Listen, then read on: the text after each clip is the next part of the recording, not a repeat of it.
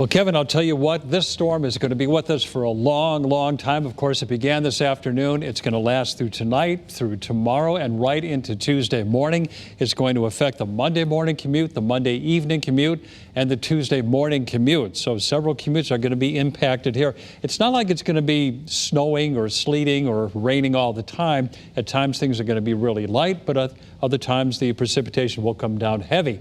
And speaking of precipitation, we have a variety of it right now. We still have snow in northern Connecticut, but where you see the purple, the rain snow line is actually making its way into the Hartford area, where actually this is now in the form of freezing rain, with the temperature in Hartford below freezing. And this is true across the entire Connecticut River Valley. But closer to the coast, we are starting to see a change over to just plain rain.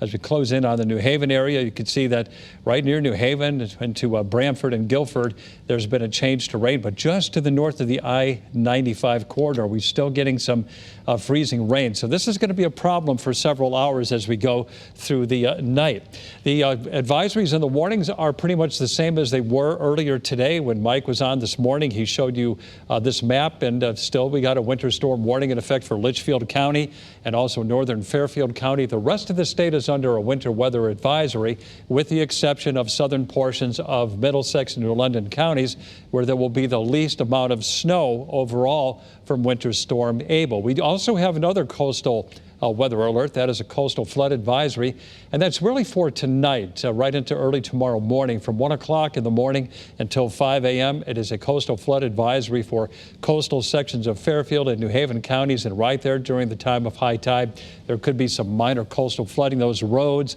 and those areas that are normally prone to flooding will likely see some spillover as we go through tonight.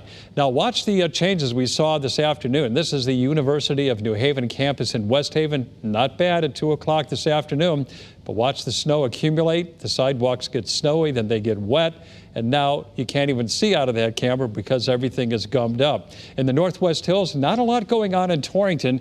Now, so far we've had reports anywhere from a ½ inch to 1.5 inches, maybe up to 2 inches of snow from Winter Storm Abel. But in Torrington at the moment, not a lot going on. You can see the precipitation is a little bit lighter in Hartford, where we might have seen that changeover from snow to freezing rain. And there's our ICAM in Waterbury, where I-84 right now is wet. But I guarantee you some of those side roads that have not been treated, they are snow covered.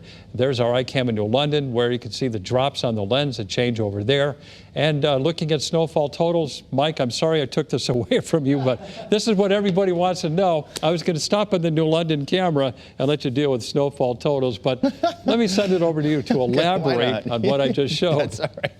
Yeah, well, you know, what you were talking about is a ½ inch to 1.5 inches of accumulation already. And as we had talked about this morning, when we look at Abel and the extent of the storm, it started earlier on this afternoon, and it's going all the way to Tuesday morning. And what we had said was that perhaps more of the accumulation might happen later in the storm, and that this first batch might not be a whole lot. And it seems to be happening just that way, because we're already seeing the switch over to sleet and freezing rain all the way up to the Waterbury area and just towards Hartford. But you can see this is the futurecast going all the way through 9 a.m. Tuesday. So this is the aggregate of all of the snow that we might expect. Now, this is just one model run of one model, but it kind of gives you the idea of what we've been looking at all along, that the farther north you are, more than likely the more snow you're going to get, and the farther south and east, the less likely you're going to see much snow. So I'm not sure that we're exactly on target with this or in agreement with this particular map, but it gives you an idea of some of the numbers that we've been looking at, and it does have the idea right. The farther north and west you go, the more snow you're going to get, and especially as you get just past the Farmington Valley up to the height of land, that's where we think we might see some of the highest totals of snow, certainly up there towards Heartland and points west from there. The other issue is, of course, the sleet and freezing rain. This is our potential icing product, and you can see that it is actually capturing the idea that we could see several hours of sleet and freezing rain here. It's not putting a lot of numbers on the map, not sure why, but you can see at least the coloration on the map indicates so. And another area that we might be watching for a prolonged period of icing might be the northern Connecticut River Valley, because we are expecting there to be a changeover to some rain as warm air works aloft. But the air there is quite cold now, with readings in the 20s, and very often that cold, dense, heavy air stays locked in and is very hard to scour out. So that's another area into tomorrow morning we'd be watching for for, as there might be some icing even for the morning commute there tomorrow, whereas a lot of other areas might just see plain rain.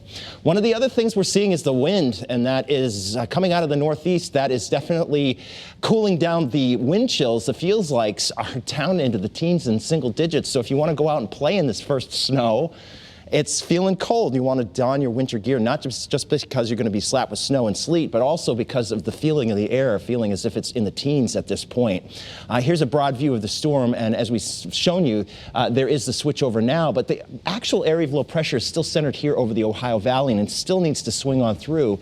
Once we get into tonight and tomorrow morning, we're expecting actually a reformation of a new area of low pressure offshore, and what that's going to do is slow things down. It's also helping to push up the warm air a little bit farther to the north for a while. But then as it zooms up the coastline, it will then draw cold air back in during the end of Monday and actually switch things back to snow.